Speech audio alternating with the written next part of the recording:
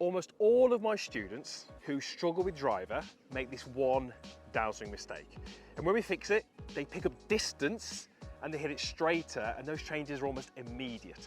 In this video, I'm going to show you how to look for this in your golf swing, how to spot it so you know if this applies to you, and then more importantly, a couple of really simple drills that will fix it and enable you to hit the ball straighter and further, like I said, almost immediately. So what is this mistake and how do you kind of look for it in your golf swing? Well, we need to be looking at the golf swing from a down the line view. So I want you to take your phone, pop it on a tripod, stick it in slow motion, that makes a big difference. And you're looking at, in the downswing, when the club shaft is level with the ground. So you can see there, level with the ground. That's kind of what we call delivery position. And you're looking at where is the club head relative to your hands at that point. Now, if you're struggling with driver, hitting it not as far as you think, not as straight, not as consistent, there's a very good chance that at that checkpoint, your driver will be outside of your hands. So when we look at where the club head is traveling relative to the hands, it's passing above and outside of them. Now, that's not what we tend to see from the golfers who hit the driver high, right to left, and long. We see something very different. We'll come to that a little bit later. But I just want to show you why that's an issue and why we need to address it and why it's almost one of the most common faults that I see in the driver swing. So I'm going to hit a shot. I've got my full swing down here and I'm going to try and basically do that. I'm going to try and get that club head to pass above and outside my hands on the way down. And we'll just see what happens as I do that. There's going to be quite a few of you watching who are pretty familiar with that shot. It went a long way off to the right. And when we look at the data, you can see there my attack angle with the driver was downwards and my club path was out to wind. So my club was swinging left. Now, if I swing the driver down into the ball and left, two things are going to happen. I'm going to get slices. I'm going to miss lots of fairways. And because I'm hitting down, I'm giving up yardage that I could get back if I was to hit up on the golf ball. So I'm going to teach you how to fix that fault, how to change it, and how to ultimately hit up on the golf ball with a better path, which is instantly going to give you straighter drives with more distance. Now, there's a couple of little drills that we need to do, and I want you to run through these in this order, because if you follow this sequence, when you come to make full swings at the end, all these changes are going to be in place.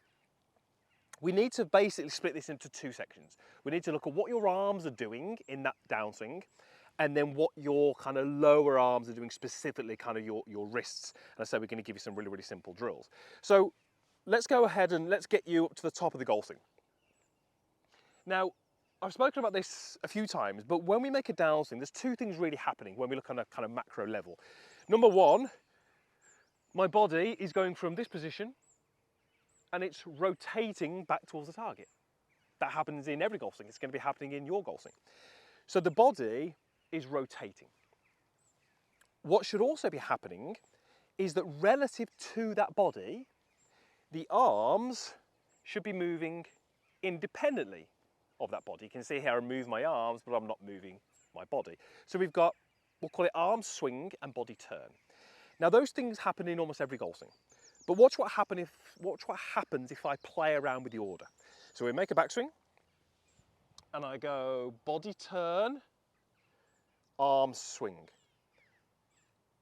Where is that club relative to my hands? It was over and outside. That was the position we're trying to avoid. So because I went body turn, arm swing, I got into that poor position.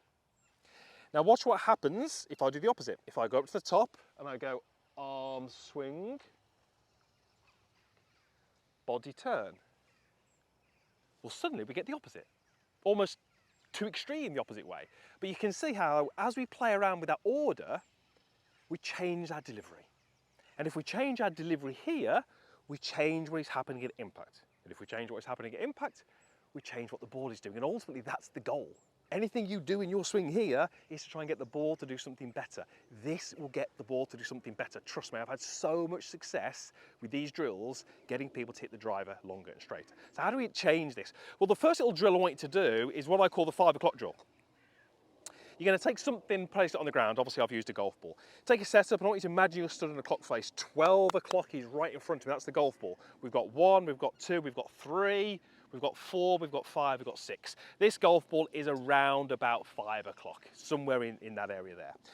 And the first little exercise I want you to do is one where you make a backswing, you hold your body rotation, and you allow your arms to work down towards 5 o'clock. Or in this case, it's the golf ball I've placed on the floor. It could be a tee, it could be a glove, whatever it is for you. So my arms are working down. Notice how there's very little, if any, body rotation. Now, is that what actually happens in a golf swing? No, but this is a drill. We're training different movements. And very often the drills don't need to look like a real swing because they're there to serve a purpose. So what I'm going to do is I'm going to do a few of those.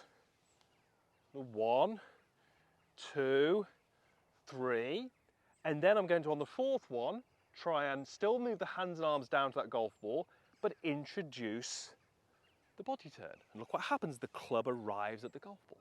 Now, when I first do this, I'm going to take my normal setup, the ball is teed up. I don't want to be hitting these at full speed. If you have got the ability to track your data, which is so valuable if you have, you should start to see it change straight away. So here we go, let's have a go. I've got my good alignment. So I'm going to go back, down to the ball. There's 1, 2, 3, same movements, and turn. And didn't quite get that at the middle, but I think you'll probably even see that golf ball had a little bit of right to left. It certainly didn't have the sort of left to right, and yet we see the data there. Look, straight away, that data has changed because of what I did, because I changed the order. I didn't change what was happening, I just changed the order. That's the first little drill. I don't want you to go at full speed when you're doing that. I just want you to hit shots, and you saw how far that ball went. It didn't carry any more than about 20 yards, but we've got to get that order changing, and then you can move on to the second drill. I've just placed this alignment stick in the ground. You can see how I've done that. It's basically on my target line, the length of an alignment stick behind the golf ball, and obviously at a fairly shallow angle. I've also, you don't necessarily need to do this, but it's great for illustration purposes, I've just created a semicircle of golf balls from that ball that I had previously through to this golf ball.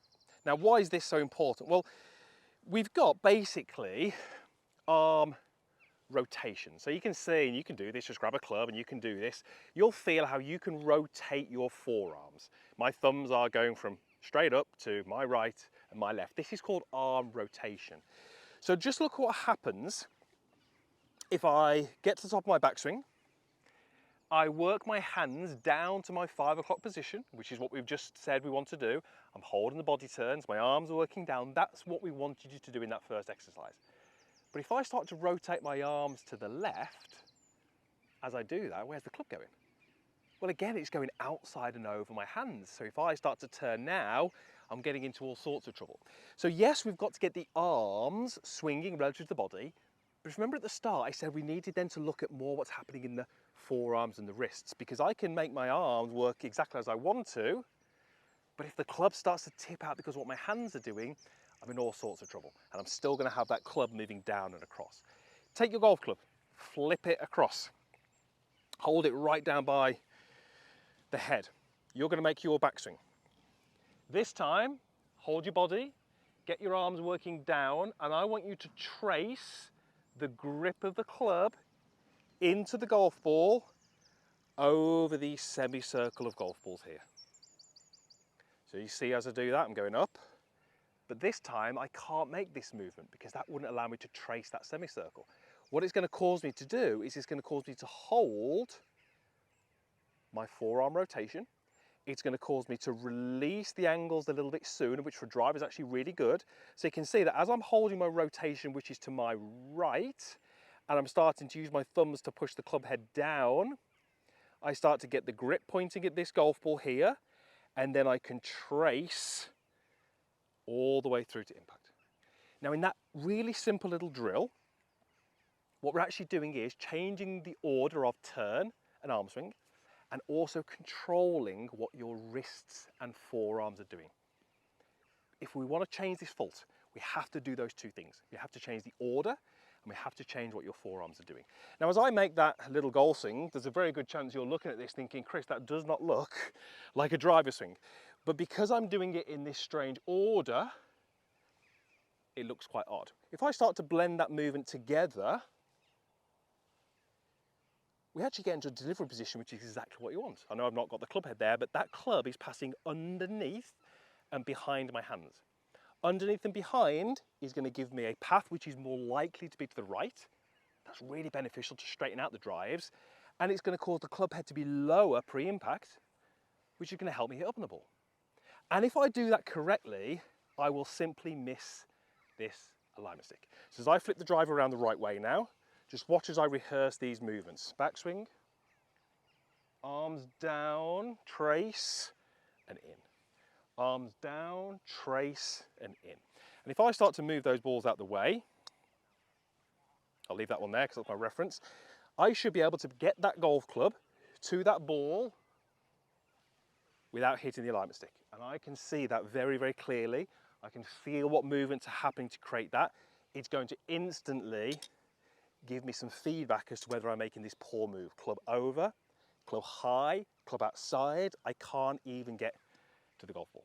So if you felt comfortable, and you could potentially put like a pool noodle over the top of that or something, there's no reason why you can't go ahead and hit some shots. I'm going to go at the same speed as I did in that previous swing. I don't want any speed here because that alignment stick is relatively close, but I can rehearse it. I can rehearse it, and I can go ahead and hit some shots. And again, that ball has gone, I want to say 80 yards, but look at the shape on it. It went out to the right, it started to curve back, it's finishing right in the center of the fairway. And once you can produce the delivery that I just did, at whatever speed that was, let's say it was 40% speed, then I just ramp it up. And as you start to ramp it up, you might want to remove this because it's quite intrusive. But I guarantee you, if you do those drills, pop your phone back, video your golf swing, you're going to see something that looks a lot different.